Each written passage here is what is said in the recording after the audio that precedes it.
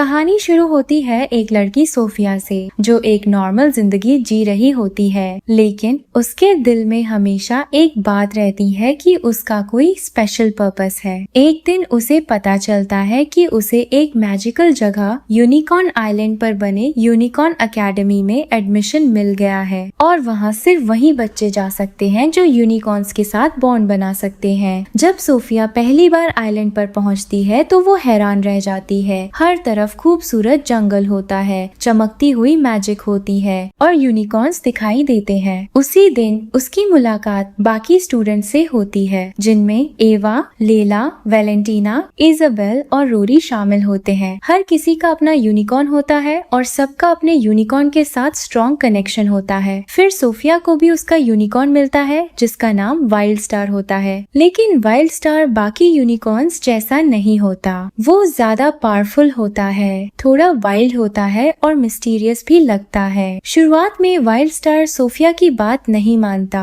और इसी वजह से सोफिया को बहुत स्ट्रगल होती है। एकेडमी में स्टूडेंट्स को सिखाया जाता है कि यूनिकॉर्न के साथ बॉन्ड कैसे स्ट्रॉन्ग किया जाता है और ये बॉन्ड ट्रस्ट, ऑनेस्टी और करेज से बनता है। सोफिया बहुत कोशिश करती है, लेकिन उसे बार बार लगता है कि वो फेल हो रही है। धीरे धीरे वो मायूस हो जाती है और उसे लगता है कि शायद वो इस जगह के लिए नहीं बनी। लेकिन फिर सोफिया समझती है कि वाइल्ड स्टार को कंट्रोल करना सबसे जरूरी बात नहीं है, असली बात यह है कि उसे समझा जाए। जब सोफिया अपने दिल से वाइल्ड स्टार पर ट्रस्ट करती है तब वाइल्ड स्टार भी उस पर भरोसा करना शुरू करता है। लेकिन जब सब कुछ ठीक चल रहा होता है तभी यूनिकॉर्न आइलैंड पर अजीब चीजें होने लगती हैं। जंगल का कुछ हिस्सा डार्क होने लगता है और शैडोवी क्रीचर्स दिखने लगते हैं। टीचर्स बताते हैं कि एक पुरानी इविल फोर्स वापस आ रही है और ये ग्रिम मैजिक से जुड़ी हुई है जो आइलैंड की मैजिक को खत्म करना चाहती है। उसी समय एक ब्रोकन जेम की बात भी सामने आती है जिसे ग्रिम स्टोन कहा जाता है और कहा जाता है कि इसमें डार्क पावर छुपी हुई है। अब सोफिया और उसके दोस्त डिसाइड करते हैं कि वो सिर्फ स्टूडेंट्स बनकर नहीं रहेंगे, वो आइलैंड को बचाने की कोशिश करेंगे। हर एपिसोड में सोफिया और उसकी टीम को किसी न किसी प्रॉब्लम का सामना करना पड़ता है। कभी किसी यूनिकॉर्न का कंट्रोल खो जाता है, कभी डार्क क्रीचर्स हमला कर देते हैं और कभी उन्हें अपने ही फियर्स का सामना करना पड़ता है। धीरे धीरे सबका बॉन्ड और भी स्ट्रॉन्ग होता जाता है और उन्हें समझ आता है कि असली ताकत टीम वर्क और फ्रेंडशिप में है। इसी बीच सोफिया को यह भी पता चलता है कि उसका और वाइल्ड स्टार का कनेक्शन नॉर्मल नहीं है। वाइल्ड स्टार के पास एक रेयर और एंशिएंट मैजिक होती है और सोफिया ही वो इंसान है जो उस पावर को प्रॉपर्ली यूज कर सकती है। फिर सीजन के एंड में रावेंजेला अपनी डार्क फोर्स के साथ फुल पावर में अटैक करती है। आइलैंड डेंजर में होता है, ग्रिम मैजिक फैलने लगता है और ग्रिमस्टोन का खतरा भी बढ़ जाता है। सब स्टूडेंट्स मिलकर फाइट करते हैं, लेकिन सिचुएशन धीरे धीरे कंट्रोल से बाहर होने लगती है। तब सोफिया अपने फियर को साइड पर रख देती है और अपनी फुल पावर यूज करने का फैसला करती है।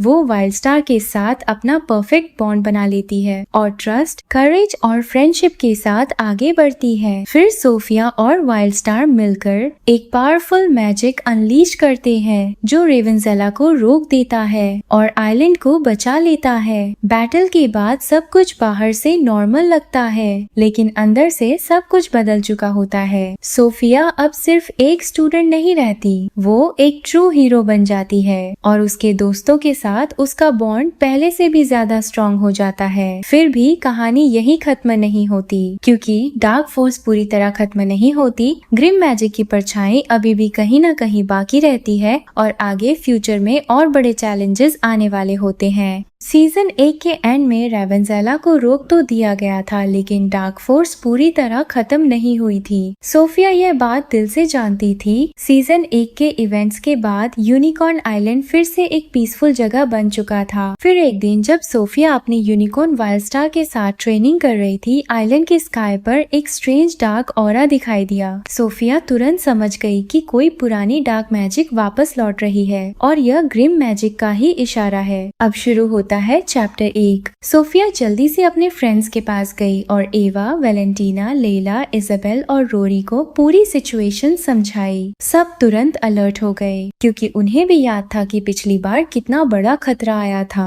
एकेडमी के टीचर्स ने भी कंफर्म किया कि एक पुरानी एनिमी रेवेंजेला फिर से आइलैंड पर अपनी डार्क प्रेजेंस मैनिफेस्ट कर रही है। सोफिया को साफ समझ आ गया कि सिर्फ सिंपल मैजिकल ड्यूल से काम नहीं चलेगा। आइलैंड को बचाने के लिए उन्हें किसी एंशिएंट आर्टिफैक्ट की जरूरत थी और उसी समय फेरी टियारा का नाम सामने आया। फेरी टियारा एक बहुत पुराना क्राउन था और बहुत पावरफुल माना जाता था। लेजेंड्स के मुताबिक जो भी इस टियारा को कंप्लीट कर ले वो डार्क मैजिक को परमानेंट रोक सकता है। लेकिन प्रॉब्लम ये थी कि टियारा पूरी तरह टूट चुका था और उसके 6 मैजिकल जेमस्टोन्स आइलैंड की अलग अलग और डेंजरस लोकेशंस में छुपाए गए थे।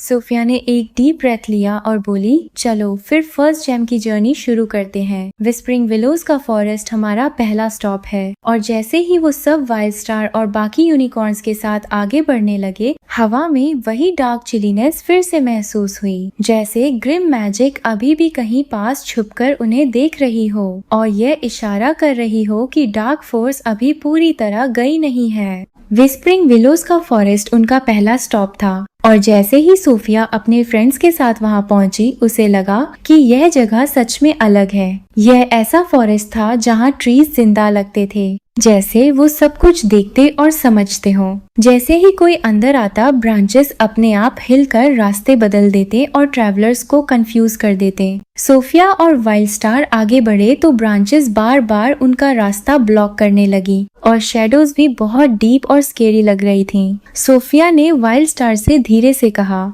ट्रस्ट करो, हम साथ हैं। फॉरेस्ट के अंदर एक मैजिकल इल्यूजन ने सबके सामने अलग अलग पाथ्स दिखा दिए और कुछ देर के लिए किसी को समझ नहीं आया कि सही रास्ता कौन सा है। एवा का यूनिकॉर्न अपनी स्पीड से आगे बढ़ा और उसने सही डायरेक्शन का हिंट दिया। फिर सोफिया ने अपना डर कंट्रोल किया, करेज दिखाया और एक मैजिकल ट्री के अंदर छुपी हुई जगह तक पहुंची। वहीं से उसने फर्स्ट जेम रिकवर किया। जेम ग्लो कर रही थी और उससे वार्म हीलिंग लाइट निकल रही थी, जैसे वो उन्हें हिम्मत दे रही हो। सबको समझ आ गया कि यह सिर्फ शुरुआत है, आगे का रास्ता और भी मुश्किल होने वाला है। एक और बात भी साफ थी कि उन्हें एकेडमी से बाहर जाने की परमिशन नहीं थी, लेकिन उनके सामने आइलैंड को बचाने का मकसद था, इसलिए वो सब चुपचाप अपने इरादे पर कायम रहे और किसी को बताए बिना आगे बढ़ते रहे। इसके बाद उनका दूसरा मिशन प्रिज्म बीच की तरफ था, क्योंकि सेकंड जेम वहीं छुपा था। प्रिज्म बीच पर पहुंचते ही सबको लगा कि यहाँ की ब्यूटी के पीछे डेंजर छुपा है।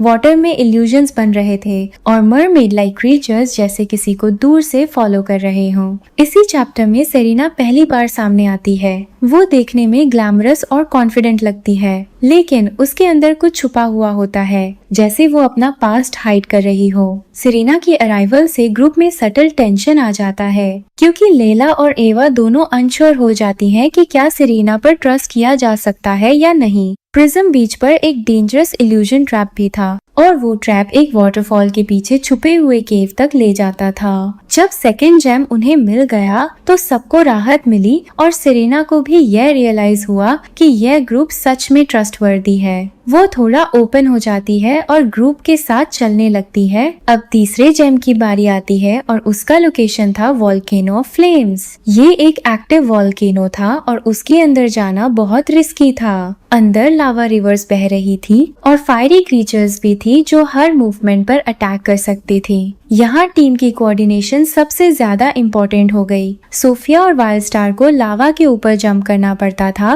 और बाकी यूनिकॉर्न्स की मैजिक से उन्हें एक प्रोटेक्टिव शील्ड भी क्रिएट करना पड़ता था, ताकि हीट और डेंजर से बच सकें। और तीसरा जेम भी उनके पास आ जाता है। वॉल्केनो फ्लेम से तीसरा जेम लेने के बाद सोफिया और उसकी टीम को यह साफ समझ आ गया था कि रेवेंजेला उन्हें सिर्फ दूर से नहीं देख रही, वो उन्हें लगातार फॉलो कर रही है और ग्रिम मैजिक की परछाई हर जगह उनके साथ चल रही है। अब उनके पास 3 जेमस्टोन्स थे और साथ में फेरी टियारा को कंप्लीट करने की उम्मीद भी थी। लेकिन तभी कहानी के बीच में एक इमोशनल ट्विस्ट आता है। सेरेना बाहर से ग्लैमरस और कॉन्फिडेंट दिखती थी और प्रिज्म बीच के बाद उसने ग्रुप पर भरोसा भी दिखाया था। लेकिन जैसे ही उसे पता चलता है कि टीन के पास 3 जेमस्टोन्स आ चुके हैं, उसके अंदर लालच जाग उठता है। सेरेना के मन में यह बात बैठ जाती है कि अगर सारे जेमस्टोन्स उसी के पास आ जाएं, तो वो सबसे पावरफुल बन सकती है और सब पर राज कर सकती है।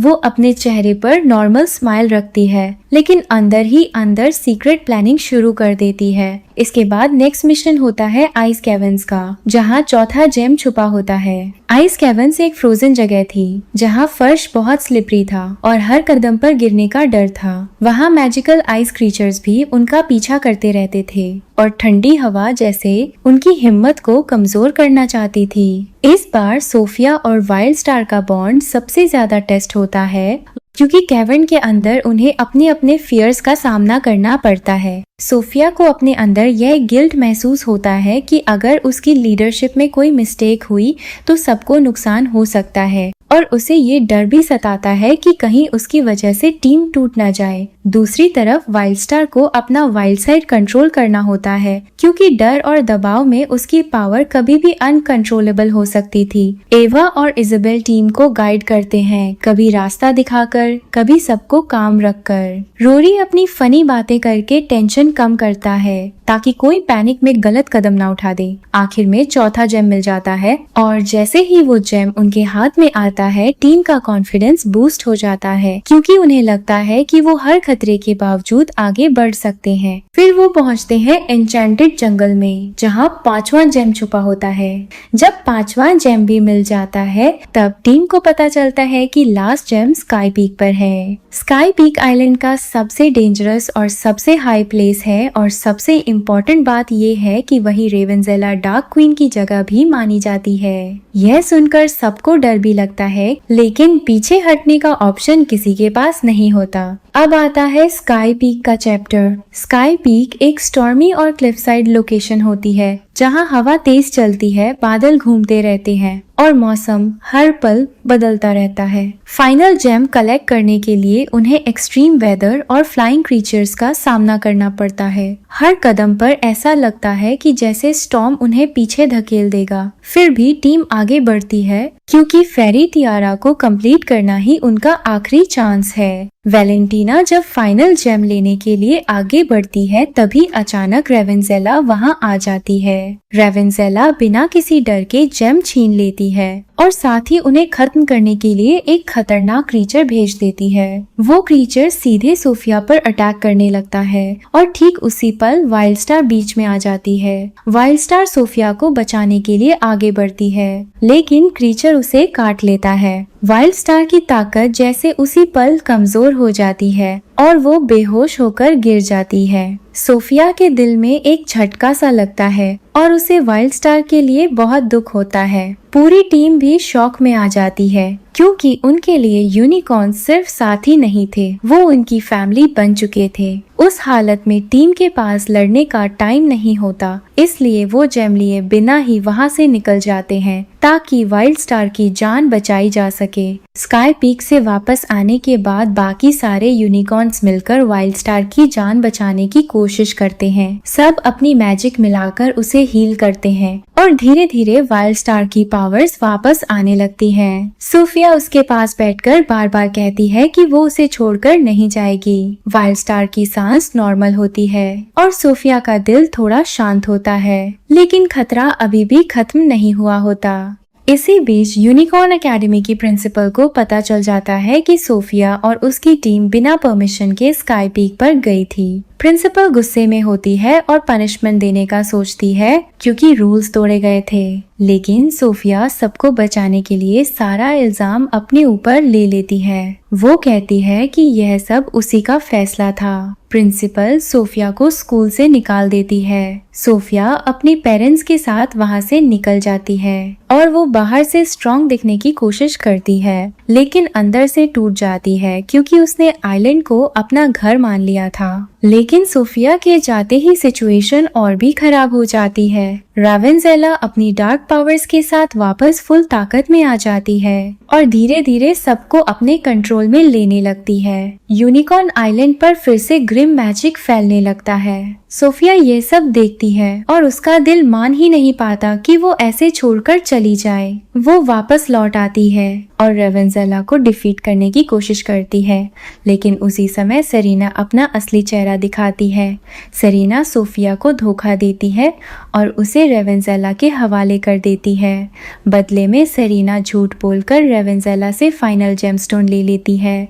रावेंजेला को सेरेना के प्लान का पता नहीं होता, इसीलिए वो उसकी बातों में आ जाती है और उसे जेमस्टोन दे देती है। इसके बाद सेरेना वैलेंटीना को भी अपने झूठ में फंसा देती है। सेरेना वैलेंटीना से कहती है कि बाकी जेमस्टोन्स भी चाहिए और वो ऐसा यूनिकॉर्न आइलैंड के लिए कर रही है। वैलेंटीना को लगता है कि शायद सेरेना सच बोल रही है और वो आइलैंड को बचाने के लिए ये सब कर रही है।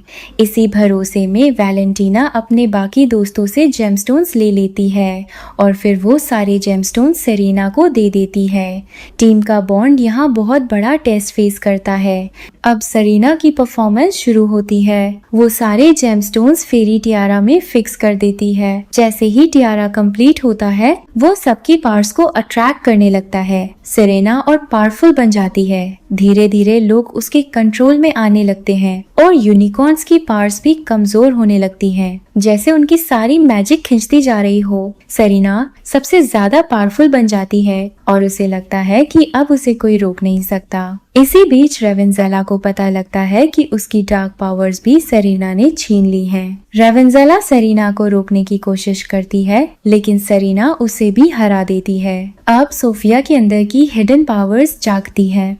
सोफिया अपने डर को साइड पर रखती है और वाइल्डस्टार के साथ अपनी स्ट्रेंथ बढ़ाती है। सोफिया और वाइल्डस्टार मिलकर सेरेना से टियारा छीन लेते हैं। सेरेना टियारा पकड़ने के लिए आगे बढ़ती है, लेकिन वो बैलेंस खो देती है और नीचे गहरी खाई में गिर जाती है। उस पल सबको एक साथ डर भी लगता है और राहत भी, क्योंकि टियारा अब सेरेना के हाथ में नहीं रहता। फिर वैलेंटीना टियारा पहनती है और जैसे ही वो टियारा पहनती है, सारी डार्क एनर्जीज धीरे धीरे गायब होने लगती हैं। यूनिकॉर्न आइलैंड पर जो ग्रिम मैजिक का दबाव था वो कम होने लगता है। यूनिकॉर्न्स की पावर्स वापस आने लगती हैं और लोग धीरे धीरे नॉर्मल होने लगते हैं। सब कुछ फिर से पहले जैसा होने लगता है। इस फाइनल मोमेंट में सोफिया और वाइल्डस्टार अपनी मैक्सिमम मैजिक यूज करते हैं। हर यूनिकॉर्न अपने राइडर के साथ परफेक्ट कोऑर्डिनेशन दिखाता है। टीम वर्क और ट्रस्ट के सहारे डार्क फोर्स को कॉर्नर में ला देती है और आइलैंड पर फिर से लाइट और होप लौट आती है। सोफिया और वाइल्डस्टार का बॉन्ड और डीप हो जाता है। फिर भी जब सब कुछ शांत लगता है, तब भी हवा में एक हल्की सी कोल्ड विस्पर जैसी फीलिंग रह जाती है, जैसे डार्क फोर्स पूरी तरह खत्म नहीं हुई हो और कहीं दूर किसी शैडो में ग्रिम मैजिक अभी भी सांस ले रही हो, बस सही समय का इंतजार कर रही हो।